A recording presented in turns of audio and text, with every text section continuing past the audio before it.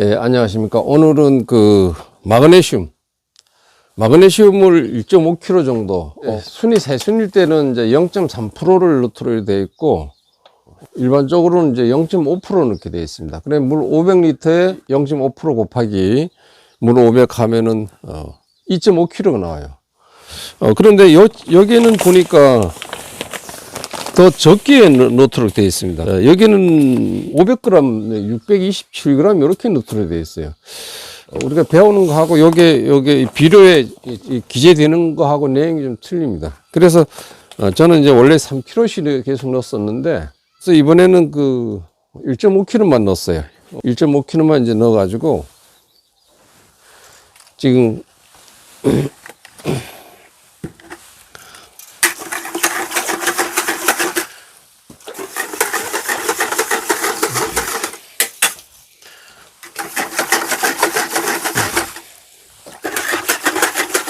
원래는 이제 2.5kg로 돼요. 그래서 이제 마그네슘물에 대해서 말씀드린다 하면은, 우리가 비료잖아요. 이 비료입니다. 비료. 질소, 인산, 가리가, 비료의 3요소로 그래. NPK라 그랬죠. 많이 쓰죠. 그냥 일반적으로. 그 다음에 우리가 사과나무를 할 때는 당도를 높여야 되기 때문에 당도를 높이는 것이 마그네슘이에요. 햇볕의 광합성 작용을 통해서 탄수화물을 만들잖아요. 그래서 탄수화물이 이제 단맛이 나는 거예요. 질소, 인산, 가리, 마그네슘, 칼슘, 요것이 우리 사과나무에는 많이 써요. 굉장히 많이 쓰죠. 마그네슘은 광합성을 잘 해서 단맛을 만들어 탄수화물을 만든다 그랬죠. 그래 햇볕을 잘 받게끔 해주는 것이 이 마그네슘입니다. 그래서 마그네슘이라는 그 성분인 비료는 그 태양에 있는 그 햇볕을 잘 받아가지고 엽록소를 생산해요. 엽록소를 생산해서 잎을 푸르게 만드는 거죠. 광합성을 잘하게 하죠. 광합성에 기여하죠. 잎을 두껍게 해서 갈색무늬병을 예방한다 이렇게 되어 있습니다. 그래 이건 무슨 소리냐면 이 세포들로 이루어졌잖아요. 우리 식물들이 세포들로 이루어졌는데 세포 사이 세포끼리 이렇게 다 붙어 있잖아요. 세포 이 붙어 있는 이 틈새에 있는 것이 이제 팩틴의 물질이에요. 칼슘 같은 경우는 서로 그 팩틴의 그 입체를 서로 당겨가지고 꽉 해서 튼튼하게 만드는 것이 칼슘인데 이것은 꽉 채워줘요. 마그네슘은 그 성분이 꽉 채워주는 역할을 하는 거죠. 그러니까 엽록소를 꽉 채워주는 거죠. 햇빛을 받아서. 그래 꽉 채워주니까 튼튼하죠. 그러니까 병균들이 침입을 못하는 거예요. 들어오지 못하는 거죠. 잎이 튼튼하면은 예방하는 데 도움이 돼요. 그러니까 잎이 약하고 뭐 연하고 이러면은 잘 들어오잖아요. 균들이 잘 들어올 수 있어요. 그러나 잎이 탄탄하게 이래야 되면은 예방할 수 있다. 그 갈색무늬병을 예방하는 데 도움이 된다. 이렇게 보고. 인산 및 탄수화물 대사에 촉진시킨다. 이렇게 됐어요. 탄수화물은 아까 얘기한 대로 이제 햇볕을 받아서 잘 하는데 인산을 통해서 힘을 받는 거예요. 힘을 받아서 광합성 작용을 더 잘할 수 있도록 광합성 작용을 더 해서 탄수화물을 많이 만들어서 과일로 옮겨주는 역할을 하는 게 마그네슘입니다. 그러니까 마그네슘은 우리가 과일은 마그네슘이 반드시 들어있는 비료를 써야 돼요. 그러니까 우리가 기비로 쓰잖아요. 밑비료, 윗비료, 뭐 추비 이렇게 쓰는데 밑비료 할 때 우리가 뭐 사과 전용 비료를 쓰는데 거기 보면 마그네슘이 포함되어 있어요. 2%, 3% 이 정도 뭐 모든 비료가 우리 마그네슘이 들어있는 비료를 저희들은 이제 쓰면 된다 이렇게 말씀을 드리겠습니다. 그 다음에 이제 언제 또 쓰느냐. 그러니까 밑비료 할 때 마그네슘이 들어있는 비료를 쳤어요. 그 다음에 잎이 뾰족이 나올 때 잎이 좀 잘 나와서 아주 푸르게 튼튼히 커라고 해서 요소 1kg 하고 마그네슘 1.5kg 정도 넣어가지고 우리가 연매시비를 한번 했어요. 그 다음에 이제 지금 하는 거예요. 지금 5월 말에나 6월 5일 전까지 여기 이제 양분 이양기 시점이에요. 지금까지 뿌리에 양분이 축적되어 있던 전분입니다. 전분. 그 전분이 양분으로 이제 사용하면서 지금까지 써왔는데 이제 내일 모레면 고갈돼요. 고갈. 요 시기에 비가 좀 많이 온다든가 배수 시설이 제대로 안 돼 있을 때 황화 현상이 일어나요. 황화 현상. 잎이 누래지는 거죠. 잎이 누래져 가지고 나중에는 이제 떨어지게 됩니다.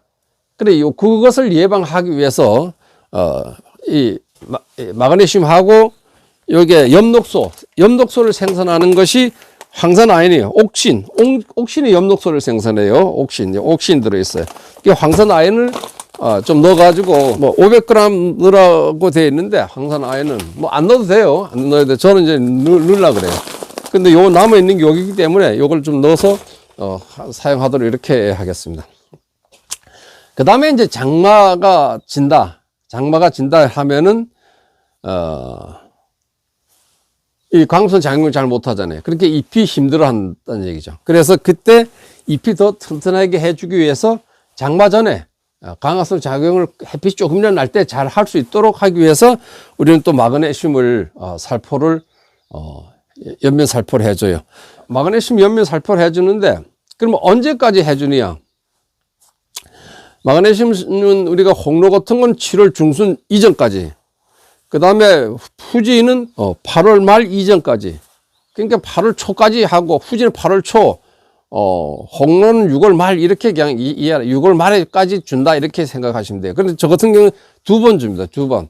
그러니까 요거 지금 마그네슘을 주고 그 다음에 인상가리는 꽂는 분화죠. 6월 달에 꽂는 분화가 이루어지는 거니까 그 인상가리 주고 만개 후 6 내지 8일 주가 지나기 전까지, 그때는 토양에서 그 물관을 통해서 칼슘이 계속 올라온다는 거예요. 그 이후부터는 이동이 안 되기 때문에 6월 20일 이후에 뭐 조금 틀릴 수 있겠죠. 이후에 주는 것이 이제 칼슘. 그러니까 또 결핍 현상이 있습니다. 서로 가리하고 마그네슘하고 칼슘은 서로 기량작용을 해요. 기량작용을 하기 때문에 마그네슘만 계속 많이 주면 가리가 부족 현상이 일어나고, 가리를 많이 주게 되면 칼슘이 또 부족한 현상이 일어나요.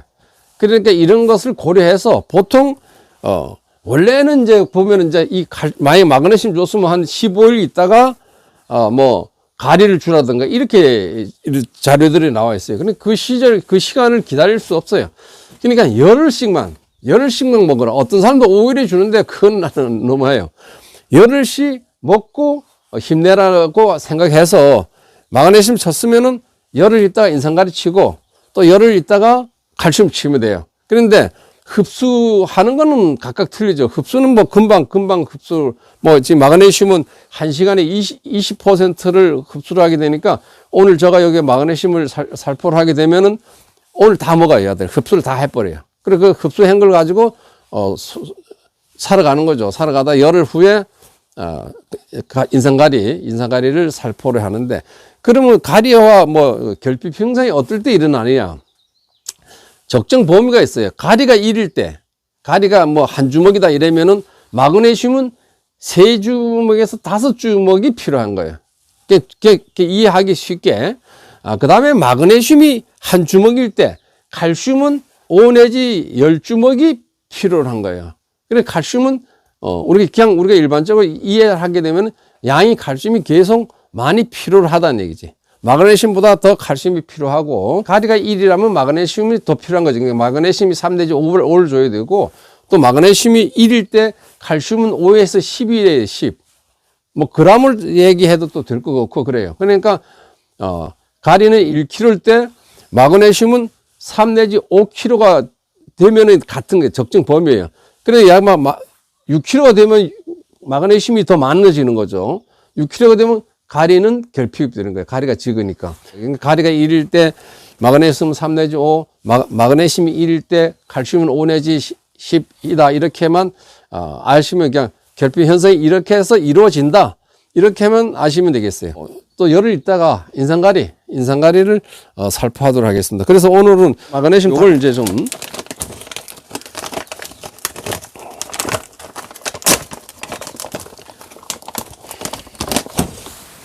이건 항산아연입니다. 항산아연 안 넣어도 되고 넣어도 되는데 이것도 뭐 거의 다 비슷해요. 황화현상.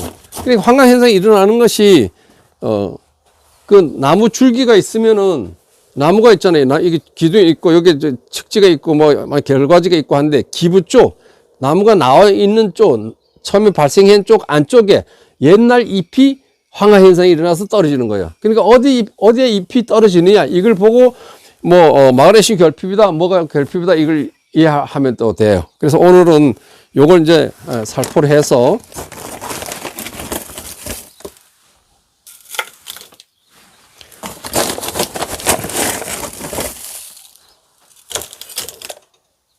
이만큼 심한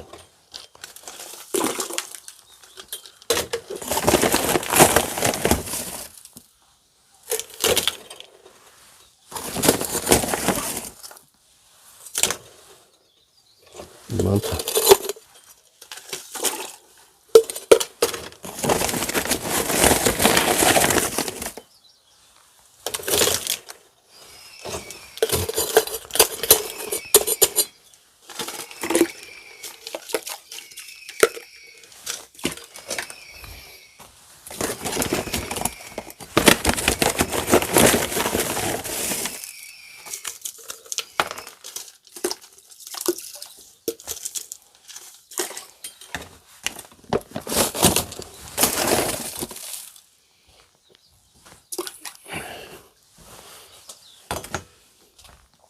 마그네슘을 이제 1.5kg씩 넣었어요. 3kg 넣어도 돼요. 마그네슘은 많이 넣는다 해도 문제는 안 된다 그러니까 우리가 일반 그 비료 선생님들은 이제 0.5% 넣도록 이렇게 얘기를 하고 있고, 또 여기에는 넣는 것이 또 500g 넣으라고 또 돼 있어요. 보니까 500g 넣으라고 돼 있고, 그래서 그냥 중간에 0.3%를 넣었습니다. 그다음 항산화에는 이제 500g 넣으라 되어 있는데, 요건 뭐 안 넣으셔도 되고, 요것도 엽록소 생산입니다. 옥신이 이제 엽록소를 하기 때문에 이것도 역시 마그네슘하고 같이 같은 거의 이제 엽록소를 생산하는 거고, 엽록소를 생산하는데 이게 또 옥신이니까 옥신이 들어있어요. 그래서 이것도 같이 넣습니다. 저는 마그네슘은 이 광합성 작용을 통해서 우리가 과일의 단맛을, 탄수화물을 만들어내잖아요. 그래서 과일 단맛을 내는데도 도움이 되는데, 이건 근데 7월, 홍로는 7월 중순 전이니까 6월 말까지만, 그러니까 요거 치고, 인산가리 치고, 칼슘을 치고, 마그네슘 한 번 더 치면 마그네슘 홍로는 끝나는 겁니다. 그 다음에 후지 같은 경우는 한번 7월 달에 시간이 되면 한 번 더 주면 돼요. 그렇게 해주면은 마그네슘 광합성 작용을 잘 할 수 있다 이렇게 보고, 그 다음에는 이제 인산가리하고 칼슘을 가지고 이제 후반기에 계속 이렇게 교대로 치면서 하면은 과일도 비대도 잘 되고 또 착색도 잘 나는데 도움이 될 겁니다. 착색 나는 온도가 15도에서 20도입니다. 그러니까 올해 온도가 착색 날 수 있는 그 온도가 어떻게 될지 하여튼 걱정이 됩니다. 하여튼 구독 부탁드립니다. 감사합니다.